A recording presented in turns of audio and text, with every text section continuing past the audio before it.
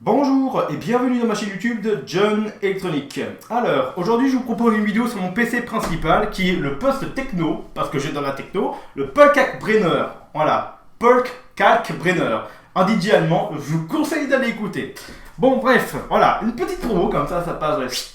Si vous connaissez le Tomorrowland, vous devez connaître Polkak-Brenner. Bon bref, alors ce PC principal avec un boîtier Ximatech.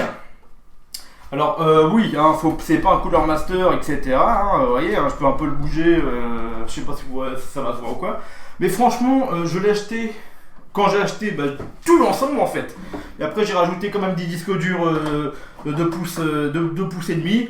Le seul 3 pouces et demi que j'ai, c'est le 1 Teraoctet qui était le disque dur principal. Maintenant, bon, j'ai rajouté un SSD. Enfin, je vais vous montrer tout ça. C'est un bordel.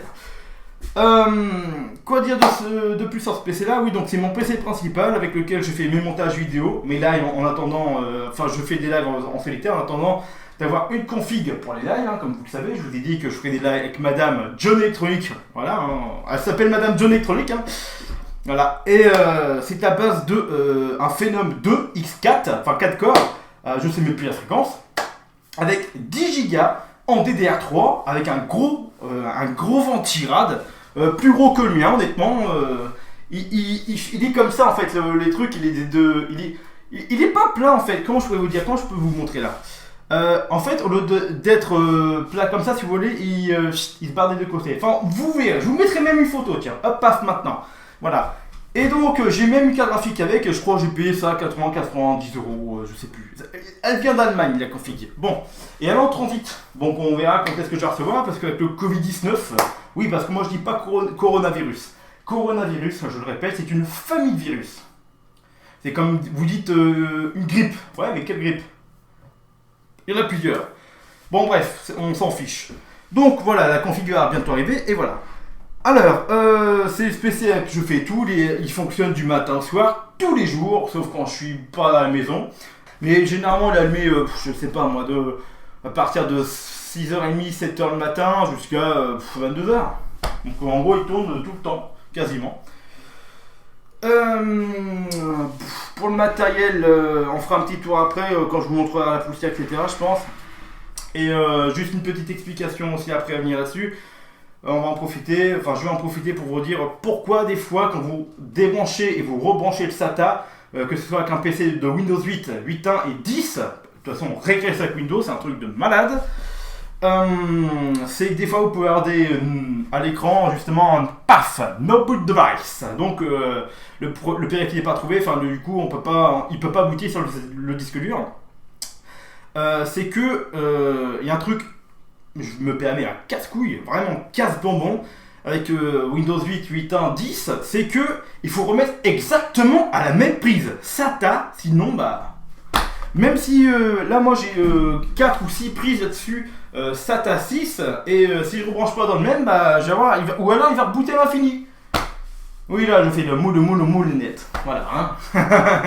Bon écoutez, je vais vous l'allumer, hop, pour voir le BIOS. Alors déjà c'est une giga avec la carte mère, vous allez le voir. Et puis bon, alors on va faire un petit tour dans le BIOS et puis je vais vous montrer la config, je vous expliquer ce que j'ai dedans, etc. Même si je dis maintes et maintes reprises dans plusieurs vidéos. Et on va procéder au nettoyage de cet ordinateur, parce qu'il y en a besoin. La dernière fois que j'ai fait, c'était le 16 octobre. Oui, je le sais, alors non, je note pas, mais j'ai regardé mes anciennes photos au moment que j'avais démonté l'alimentation justement pour la nettoyer à l'intérieur. Et voilà. Bon, je vous l'allume.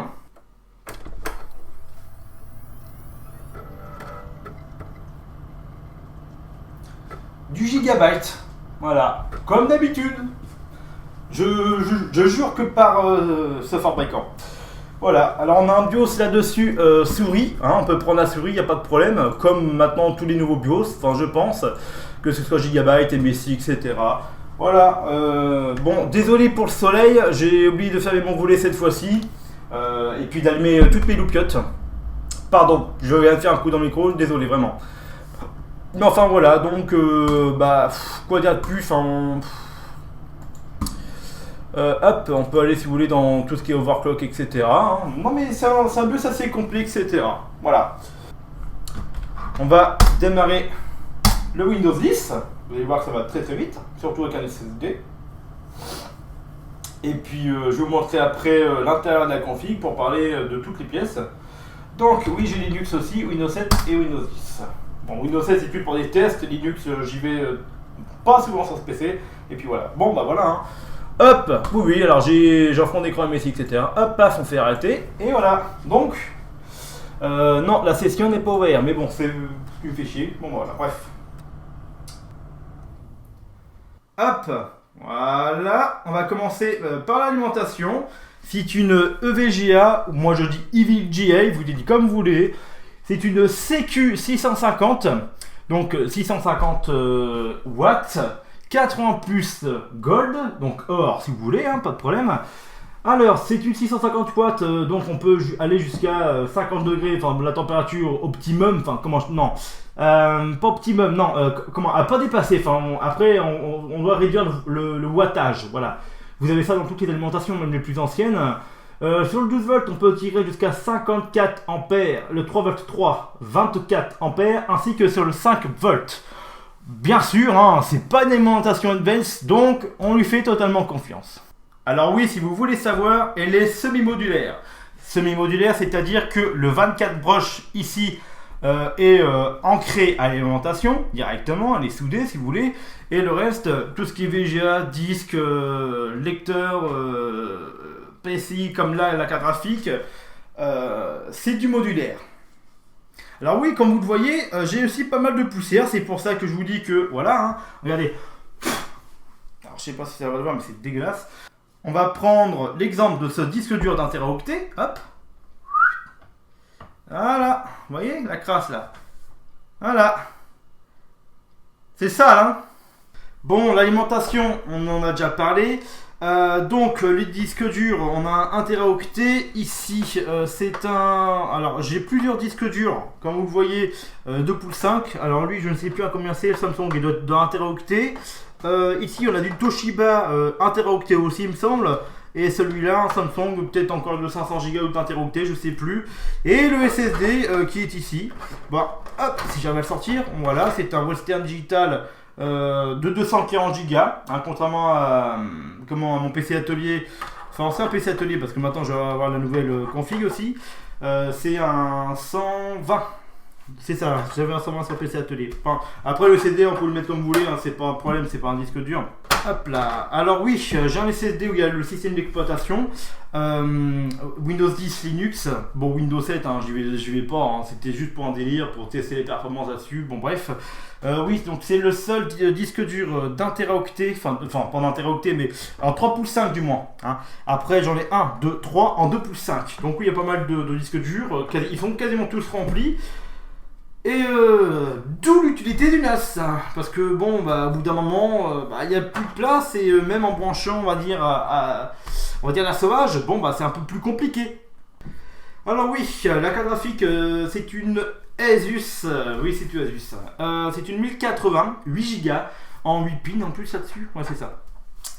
Oui, c'est du Asus. Même si j'aime pas cette marque, bon, bah, je l'ai pris, bon, elle fait son taf, j'ai pas à me plaindre pour le moment. Oui, je dis pour le moment, je suis désolé, Asus. Bon, bref, elle fonctionne. Hein, voilà, on va arrêter de trop. Voilà. Hein. Donc, elle fonctionne bien, pas de problème. Que ce soit la chauffe, le ventilateur ici, il est juste là. Il n'y en a qu'un seul. Hop, paf. Comment hop, ici. Hein, il n'y en a pas un gros comme les autres cartes graphiques, Gigabyte, etc. J'aurais pu prendre du Gigabyte, du KFA2, etc. Mais bon, mon portefeuille m'a dit, bah écoute, fais que tes moyens. Voilà, ce coup-ci, alors déjà que tout est payé neuf, hein, tout est payé neuf ici. Et j'en ai eu pour une sacrée somme à 4 chiffres. Hein, et voilà. Donc, la carte graphique, voilà. Alors, au-dessus, hop, je vais y arriver. Voilà. Ici, nous avons un ventilateur gaming G-Series de chez MSI. Je sais plus comment il s'appelle exactement le machin, avec un gros ventilateur. Attendez, bon, j'ai débranché l'alimentation, le PC, voilà. Hop, pour que je vous montre un peu quand même. Voilà, vous le voyez sur un meilleur angle, avec un gros ventilateur de 120 mm. J'ai dit à centimètres, mais non, il y aura un problème là. Le PC va pas être assez grand, faut écarter tout. Bon, du coup, franchement, il fait bien son taf. Et puis, vous pouvez mettre un processeur jusqu'à 200 de TDP. Donc, je vais parler maintenant du processeur. qui est un 95 watts, il me semble, je crois, c'est ça. Alors, c'est un i7 6700K qui n'est pas vendu avec son ventigrade quand j'ai acheté.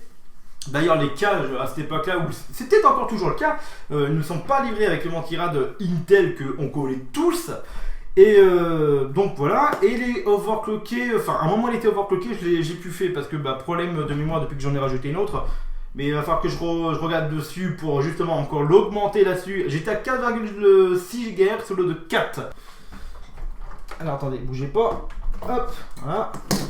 Alors oui, on a, hop là, voilà, deux barrettes de la même marque. Hein. De la G-Skill. Alors, c'est de la 2133 en DDR4. J'en avais deux comme ça. Mais le problème, c'est que, alors, c'est marrant, hein, parce que Electronic Arts avait fait une vidéo là-dessus. Enfin, il parlait de ses barrettes. Je crois que c'était dans son NAS, ou je sais plus. Oui, je crois que non. Quand il avait un problème avec son Q6600, son PC qu'il avait monté à je sais plus combien. Et en fait, il disait que lui avait une barrette qui avait dû cramer ou dessoudé ou que sais-je encore. Et ben moi j'en avais deux comme ça, c'est un pack justement de 2 x 8 Go. Donc la première elle fonctionne et moi j'ai mis la deuxième pareil. Et il s'avère que moi aussi j'ai eu des problèmes avec cette marque, G-Skill. C'est que quand je mettais les deux, rien ne se passait à l'écran. Bon ok. J'en retirais une, ça fonctionnait, je remettais l'autre, ça fonctionnait pas, j'ai essayé celle qui, une deuxième, et la deuxième, elle ne fonctionnait pas. Donc j'avais une barrette mornée en fait, voilà tout simplement. Donc d'où l'achat de la, c'est quoi ça, Aegis. Donc normalement c'est celle-ci de défectueuse, on va l'essayer, tiens ça se trouve ça va fonctionner, je sais pas. Est-ce que ça va marcher au final ou pas? Logiquement elle fonctionne pas. Et elle est neuve, hein. Bon j'ai rien à l'écran, vous voyez. J'ai rien. Voilà. Allez, je suis obligé de rester 3 secondes dessus. Et là, quand je remets celle qui fonctionne... Ah. Déjà avec tous les câbles là, je ne vois rien. Là en fait, hein, vraiment. Hop, on va remettre ça. Donc celle qui fonctionne, on rebranche. Hop. Et on allume. Et là,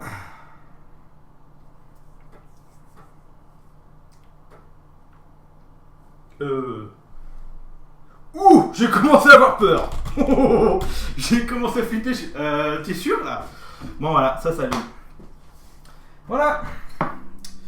Donc merci G-Skill. Hein. 9. Mortenay.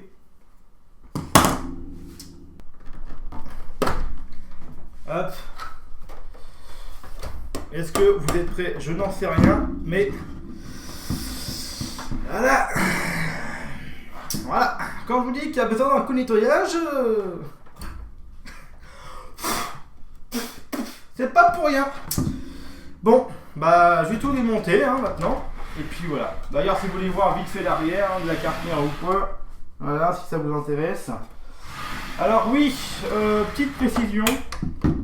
Voilà. J'ai démonté hors vidéo, tout ça. Je vous ferai une vidéo de montage PC d'ailleurs avec la nouvelle config live.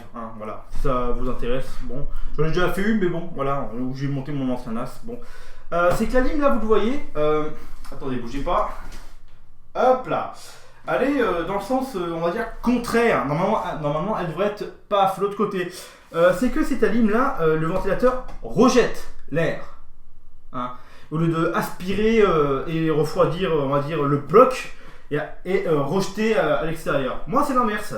Donc, c'est pour ça que je mets comme ça. Même si je pense que, comme j'ai fait au tout début, je vais la remettre de l'autre côté. Donc, c'est-à-dire l'alimentation, de faire en sorte que le ventilateur soit ici.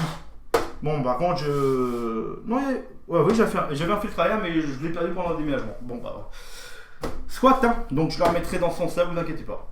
Voilà, écoutez, sur ce, je vous dis à très bientôt. Et écoutez, n'hésitez pas à liker, vous abonner, à partager cette vidéo. Je vous ai mis de quoi faire un don si vous le voulez.